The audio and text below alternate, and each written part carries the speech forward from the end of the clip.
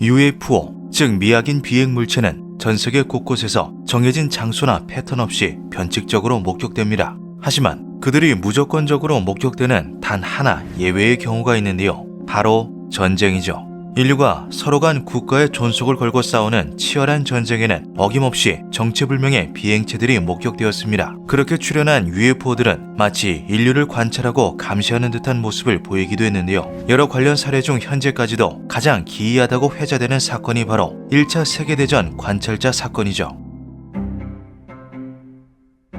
1차 세계대전이 격정을 향해 치닫던 1916년, 전쟁의 화마로 수많은 인명이 소실되고 그 위협과 공포가 각국의 민간인들에게도 뼈저리게 느껴지기 시작할 때쯤 영국 서퍽주의 올드버러에 살던 아그네스 화이트랜드 부인은 걱정스러운 마음을 뒤로하고 점심 식사를 준비하고 있었습니다.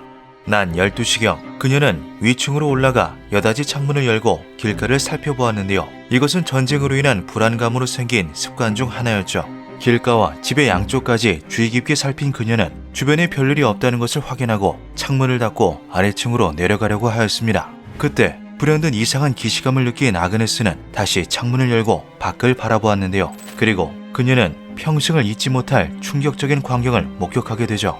자신의 2층 주택보다 조금 더 위 허공에 둥그런 플랫폼의 기계장치가 떠 있었던 것입니다. 플랫폼에는 8명에서 12명 정도 되는 남자들이 난간을 잡고 타 있었으며 그들은 군인의 제복처럼 보이는 파란색 모자와 유니폼을 통일하여 입고 있었죠. 플랫폼은 직경이 약 3.5m, 바닥의 두께는 30cm 정도로 보였으며 단단해 보이는 노쇠로 이루어진 듯했고 난간 역시 같은 재료인 것처럼 보였습니다. 그것은 집에서 멀지 않은 습지 쪽으로부터 날아온 것으로 보였는데요. 느린 속도로 날며 아그네스의 집 위와 주택가 상공을 지나던 플랫폼은 이내 철로 쪽으로 넘어가기 시작했죠. 둥근 플랫폼은 공중에서 천천히 회전하며 탑승객들에게 주변의 전경을 보여주는 것 같았습니다. 그들은 서로 어떠한 말도 하지 않았으며 모자를 깊게 눌러 쓴 자세로 두 손으로 난간을 꽉 붙잡고 담담한 표정으로 주변을 둘러보았는데요. 기계는 어떠한 코드나 장치도 연결되어 있지 않은 독립된 기체였으며 분명히 비행을 하고 있음에도 어떠한 소음도 들려오지 않았죠.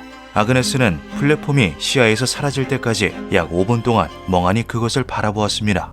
이튿날 아그네스는 자신이 본 것을 가족과 이웃들에게 이야기했습니다. 아무도 그 말을 믿어주지는 않았지만 그녀의 이야기는 곧 소문이 되어 퍼져나가 당국에까지 전해졌는데요. 당국은 이 정체불명의 관찰자가 적국의 스파이일 수도 있다고 생각하였고 올드버러로 몇 명의 항공 전문가를 파견하게 되죠. 그들은 아그네스에게 그날 본 물체와 인물에 대한 자세한 경위를 물었습니다. 전문가들은 그녀의 목격담을 토대로 현실적인 가설을 세워보았는데요. 그들은 그것이 독일에서 운영하는 체펠린 비행선에서 파생된 플랫폼이라는 데 의견을 모았죠.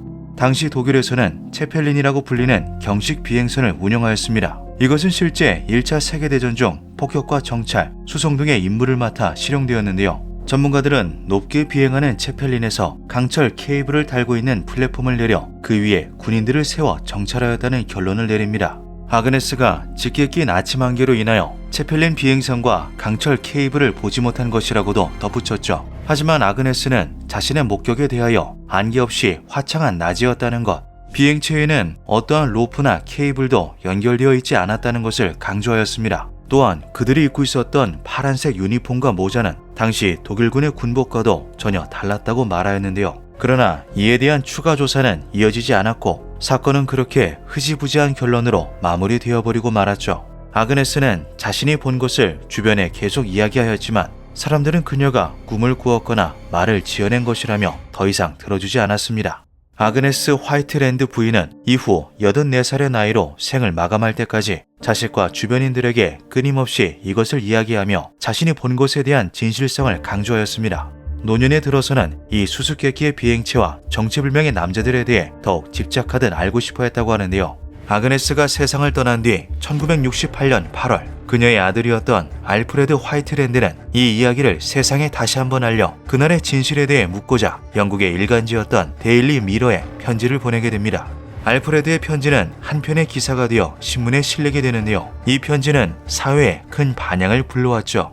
내용에 흥미가 생긴 UFO 연구가 찰스 그로브는 이에 대해 조사를 더해보기로 합니다. 그는 빅토리아 앤 앨버트 박물관 소속의 항공 역사가인 깁스 스미스에게 편지를 보내 이것이 당시 운영되던 독일의 항공기 중 일부 혹은 파생된 관측 플랫폼이 될 수 있는지에 대해 물었는데요. 얼마 후 스미스는 찰스의 물음에 대하여 단호하게 없다라고 답하였죠. 스미스는 그나마 대입할 수 있는 것은 체펠린 비행선이지만 체펠린이라고 하기엔 목격담과 상응될 수 없는 특징들이 너무 많다고 말하였습니다.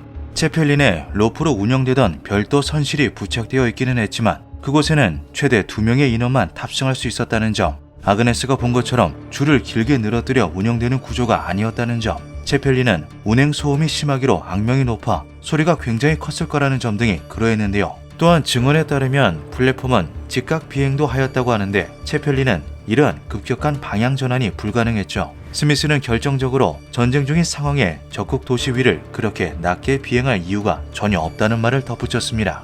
조사를 이어가던 찰스는 하나의 더 놀라운 사실을 발견하는데요. 알프레드의 편지가 기사로 실려 알려진 후 흥미로운 목격담이 하나 더 전해진 것이죠. 올드버러의 바로 옆마을이었던 알드링햄 펜에 살았던 저의 어머니도 이곳과 비슷한 곳을 당시 목격했다고 말한 적이 있습니다. 어머니는 그날 저 멀리 하늘을 나는 커다란 비행선을 보았는데 비행선의 약 100m 아래에 바구니처럼 생긴 이상한 관측 장치가 달려 있었다고 했어요. 실제로 사람이 타고 있는 것 같기도 했다면서 말이죠. 그녀는 오래도록 이 이야기를 했습니다. 그건 자신이 그때까지 보아온 그리고 그 이후로 본 어떠한 비행선과도 닮지 않았다고 했어요.